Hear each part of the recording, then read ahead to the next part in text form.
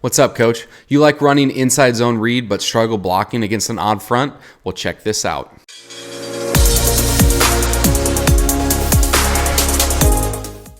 Welcome to my channel. If you don't know, I'm Coach Besaw from SpreadOffenseFootball.com, where I cover pretty much anything and everything related to the spread offense. RPOs, run game schemes, pass game schemes, and anything you can think of that has to do with running the spread. In today's video, I'm going to talk to you about how to run inside zone read against an odd front, and then also show you a few clips of what that looks like. So let's go. For the odd front, I'm going to show you first this 3-4 look, basic shell for the 3-4 defense, and then I'm also going to talk to you about how to block it when they bring one of these linebackers and he stands up off the edge. So first, we're just looking at this 3-4, and we get 5 guys in the box. For us, these outside linebackers here are not run defenders first. They're out in coverage. And so we do have a 5-man box, which is good for us because we have equated the numbers in the run game. And so just the blocking responsibilities working from the outside in. Remember, we start with the most dangerous or immediate threat to the play side A gap. And if we're running this to the left, that would be this nose here. So he's 0, linebackers 1, tackles 2. And then to the backside is the backside linebacker at 1, backside tackle at 2. And so from the outside in, our left tackle, who's a 2, is going to take the defensive tackle. And remember, everyone's going to step with their play side foot, and they're all responsible for anyone that enters their play side gap.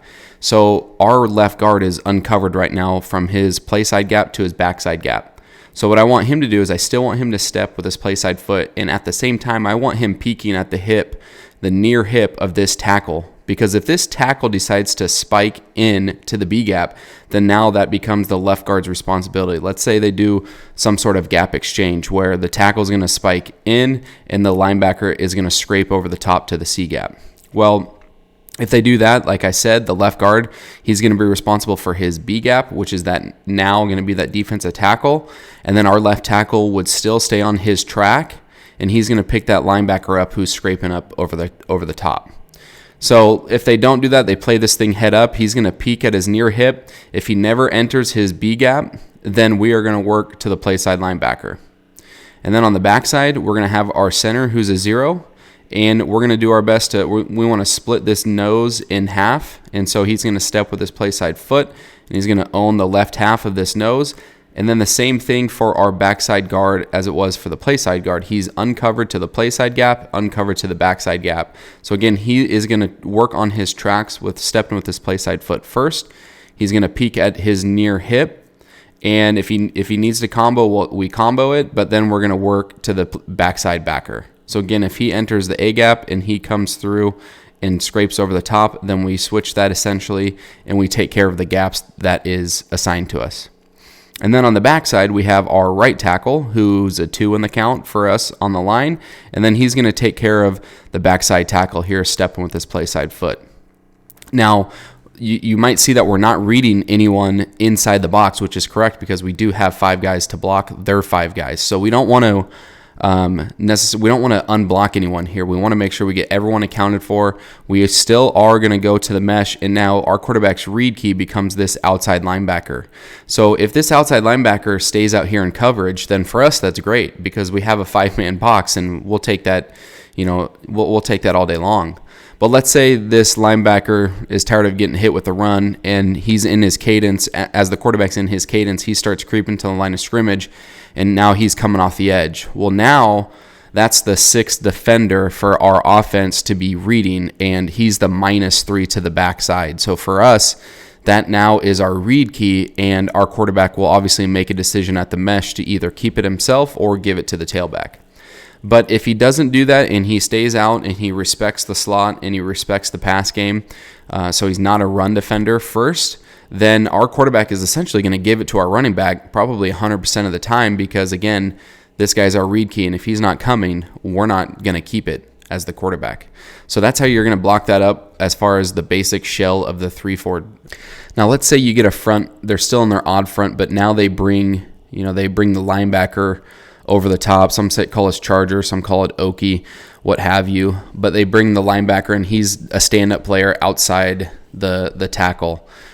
So obviously, if we look at the blocking here. They've got a +1 advantage to the play side. So they brought that linebacker. So if we go with our count now, you can see that the 0 is the nose, and then they have 1, 2, 3 guys that are run defenders, and we'll account him for being a box player. So he's a run defender now. So they got 3 guys, and then our count is 0, 1, and 2. So they're +1 to our play side.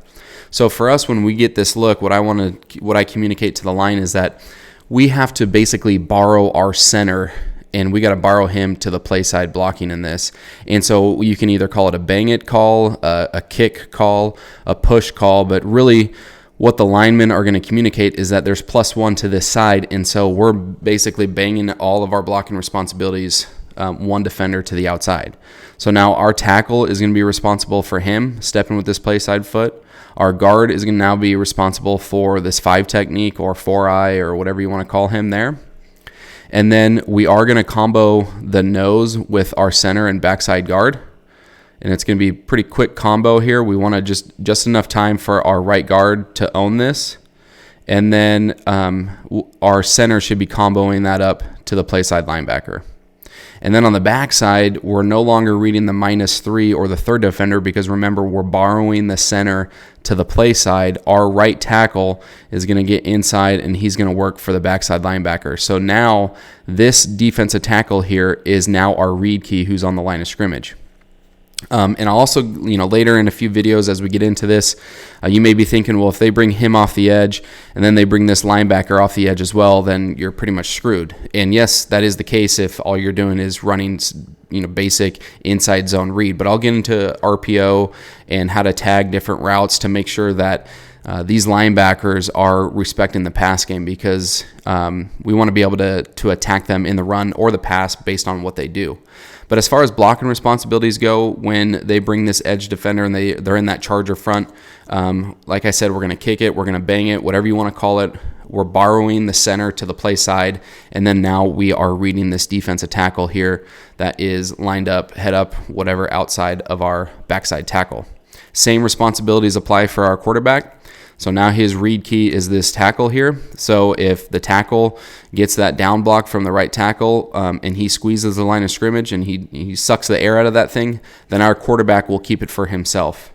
And if he gets upfield and he attacks the mesh or he sits at the line of scrimmage and kind of takes a squat, then our quarterback is going to give the ball to the running back for inside zone. Okay, so now let's take a look at a few different clips and what that looks like on film.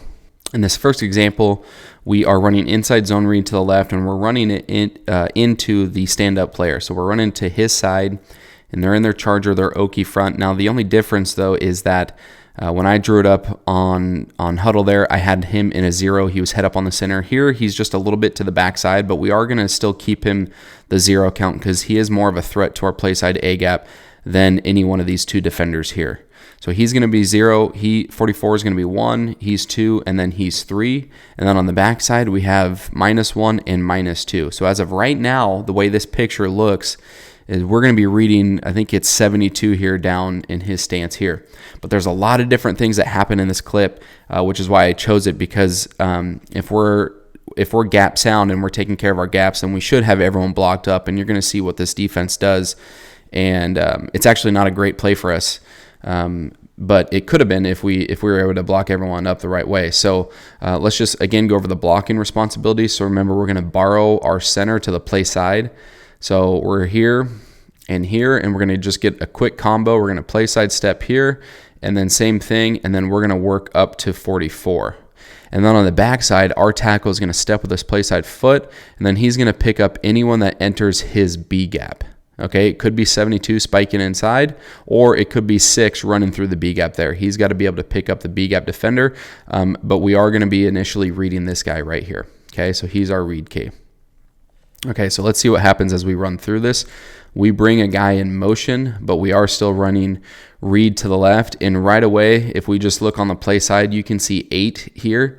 He's starting to really spike inside. He's trying to hit that A gap right now, and that's great for us because we're still stepping with our play side foot here. Our center's still stepping with this play side foot, and because 8 enters the A gap, that's the center's responsibility. We pick him up, and 44 is working across over the top to the B gap, which runs him right into our play side guard. Okay, our play side tackle is 1-for-1 on 32 on the front side. So we do a pretty good job of blocking this up front as far as the play side goes. We do have everyone accounted for. We're stepping with our right foot, and we're picking up anyone that comes to our play side gap. Now on the back side, this is where we kind of screw things up here just a little bit because we don't pick up who we should be when it comes to our play side gap. Our center probably could have stayed on 34, maybe not, just because of 8 and where he came from. But it's definitely hard for our backside guard to pick up that shaded nose like that. And then the big mistake is from our right tackle. He should have been able to see 6, that linebacker, creeping and starting running through that B gap, and we just ran right past him for some reason. But if we have number 6 picked up and we block him, then we might have a play because we're reading this guy, and it's probably a whole different ballgame at that point. If we get this look here and it's a give for our quarterback, that might be an easy cutback for our running back. But obviously we don't know just because of we didn't block who we were supposed to, and it wasn't a great play for us. But at least you can see the different ways that the defense, all the stunts that they can run. And that's the beauty of inside zone, is because you don't got to worry all about that stuff as long as you step with your play side foot and you're picking up anyone that comes into your play side gap. And when you don't do that, obviously bad things are going to happen. So that's just one little look there of what that looks like as far as facing the odd front versus that stand-up edge player. Now in this clip, you're seeing more of the 3-4 look. This guy is near the box, but he isn't really a stand-up edge. He's kind of off the line just a little bit, but we are considering him a run defender first. You see their nose is shaded to the A gap, and then they got 2 linebackers here. So the count for us, working to the play side, going zone read to the left. This nose is in the A gap, so he's our 0. 54 is our 1, and then this tackle here is our 2. And then on the backside, these 2 guys are stacked, so down linemen are always a priority if they're stacked like that. So he's going to be -1 to -2 and then -3. So he is going to be our read in this scheme right now. So looking at play side responsibilities, we're here 1-for-1, and we're going to combo this to that play side linebacker, 54. And then on the backside, we're going to combo this 4-eye to the backside linebacker. And then our quarterback's going to get his eyes on 17, and he is going to read him at the mesh point.